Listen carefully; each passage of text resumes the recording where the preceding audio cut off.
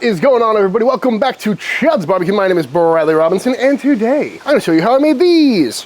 Beautiful, delicious, smoky, plump, juicy, amazing, scratch-made pigs in a blanket. That's right, folks, we're making our own tiny hot dogs from scratch, curing them, smoking them, and turning them into these perfect little football foods. Coming up.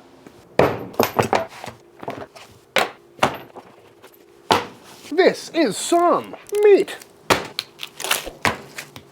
Pat it dry. And what I got here is the flat of a brisket as well as some pork belly. Making some beef and pork hot dogs today. And the leanness of this cut and the fattiness of this cut should work out very well for us. So first thing I'm gonna do, as always, is get this stuff nice and cubed up to make sure it fits into our meat grinder down the road. And generally when it comes to any kind of sausage, I find that beef and pork really works the best as far as texture, color, flavor. But if you wanted to just do an all beef hot dog or an all pork hot dog, you could certainly do that. I've done that in other hot dog making videos, or do whatever you want. A lot of hot dogs at the store are made with all sorts of things: turkey, chicken, pork, beef, all of it. Maybe one day we'll do an every animal hot dog. And making hot dogs can be kind of a pain in the butt because it's such a fine textured sausage, so making sure your meat is as cold as possible is always a great thing, just to make everything go a little bit smoother and a little bit easier. So that's another good reason to cube up this meat nice and small, because we got to pop this in the freezer before we grind it, and the smaller the cube, the quicker it'll freeze. And just like that, all our meat is cubed up, so into the freezer we go. While we wait for that meat to get nice and cold, let's go ahead and get our spices ready. Starting with some kosher salt, some white pepper, marjoram, pink curing salt, granulated mustard, some paprika, granulated garlic, some celery seed, coriander, some mace,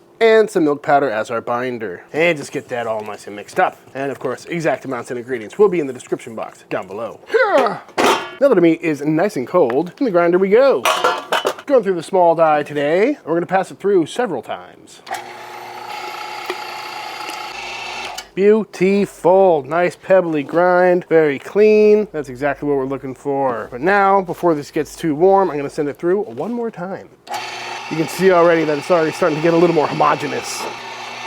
Beautiful, second grind complete. And if you know anything about hot dog making, usually at this point I would pop it into a stand mixer or a meat mixer or something like that to really make this an emulsified sausage. But today I think I'm gonna skip that step and just grind it maybe 3 or 4 times. But this meat is starting to get warm from being worked inside of this meat grinder here. So I'm gonna pop this back in the fridge for probably 30-40 minutes. I mean freezer. It is the next day, folks. Some stuff came up last night before I could finish this sausage recipe, so now we're gonna continue the grinding process. Meat looks very similar, still nice and cold and nice and crumbly. So, through we go. Beautiful. And as you can see, we've got a pretty homogeneous grind here. Still see a little bit of white flecks of fat, but for the most part, that's looking really nice. It should make for a pretty good emulsified sausage. So now we're gonna go in with all of our spices. And just get that all nice and mixed up. And then our liquid component, which is just some plain water today. And now we're gonna mix this until everything is evenly distributed and it's feeling nice and tacky. Looking good to me. Let's get it cased up.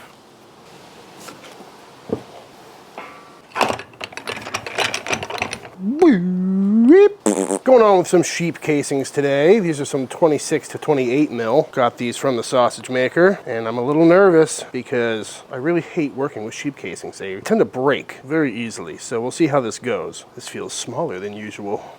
Tie it off, snip the tip, and let's see how this goes. Ooh, so far so good. And there we go. Making some cute little cocktail weenies today, folks. Oh, these are gonna be cool. Never made tiny hot dogs before, but the principle is still the same, trying to make sure these are nice and plump, and really try not to overstuff these and burst the casing. And they may be very cute, but this is going to be a tedious process. And just like that, all cased up. Got a bunch of these cute little guys. I also made some full-size ones just to have on hand. But now I'm gonna pop these in the fridge on these wire racks, uncovered just like this overnight, to let that cure do its work, let that salt and all the spices hydrate, and dry out these casings a little bit. So we'll check back in tomorrow. One overnight later, we got these hot dogs out of the fridge, put them on the old pellet grill here, and these are looking real nice, feeling nice and plump, dried out a little bit. They're fully cured and everything is looking great. So I got the smoke tube down here. We're gonna cold smoke these for the next several hours. Beautiful. We'll check back in when these are nice and smoky. All right, we're about 4 hours into this cold smoke, and let's see how these wieners are looking. Ooh, looking real nice, nice and smoky. Got some wonderful color on there. Nice and plump. And now all we need to do is get these cooked through a little bit. So I'm gonna flip this thing on, and we're gonna let it come up to temp to about 250 degrees and cook these wieners until they hit 150 degrees internal. And just like that, up to temp, looking nice and smoky and beautiful. So into the ice bath we go. Stop the cooking process, shock those casings, make sure everything is nice and snappy and not overcooked. Ooh, very nice. After the ice bath, pulled these out, dried them off, gave them a nice wipe down with a paper towel because everybody loves a clean weenie. So now it's time to finally go ahead and snip these all apart.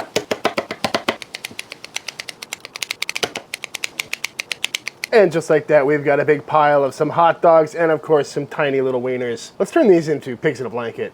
That's right, I got some pre-made crescent rolls from the grocery store because I did not feel like making my own croissant dough or puff pastry. So that's what we're using today. Beautiful. And because these are a little bit too wide, I'm gonna go ahead and divide these up a little bit, just right down the middle. Then grab yourself an adorable little freshly made smoked wiener. We're just gonna wrap it up. So cute! And now we repeat. One day I will attempt to make puff pastry or croissants or something like that, but that'll probably have to be a standalone video because it's a pain in the butt. We already made our own hot dogs, so go easy on me. And just like that, we got a bunch of these wrapped up. Also did one big boy just for funsies, but now we're gonna hit these with a bit of an egg wash. This is just gonna help with color and browning, make sure these are extra tasty. And it also makes them nice and tacky, so we can top these with some flaky salt, or whatever else you like some everything bagel seasoning. Beautiful. Let's throw these on the pit. Got this pellet grill fired back up to around 375 degrees, and on we go. These should probably only take 25 minutes.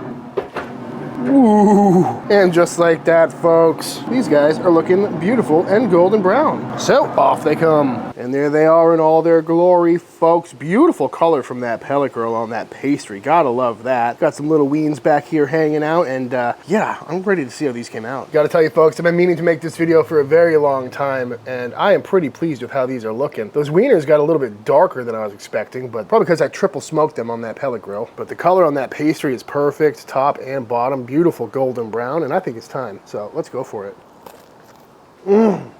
Hot. That is phenomenal. Very smoky. I'm loving the flavor on that hot dog. I made plenty of hot dogs in my day, so getting that spice recipe dialed in. And it's got that perfect snap on it like a regular sausage because we use those natural sheep casings. Very good. Smoky, tender, juicy. That pastry is cooked perfectly. Now, that's just a good bite right there. Perfectly seasoned too. Definitely recommend putting that flaky salt on top. Oh, we also got this big boy over here. How you doing? That looks pretty cool.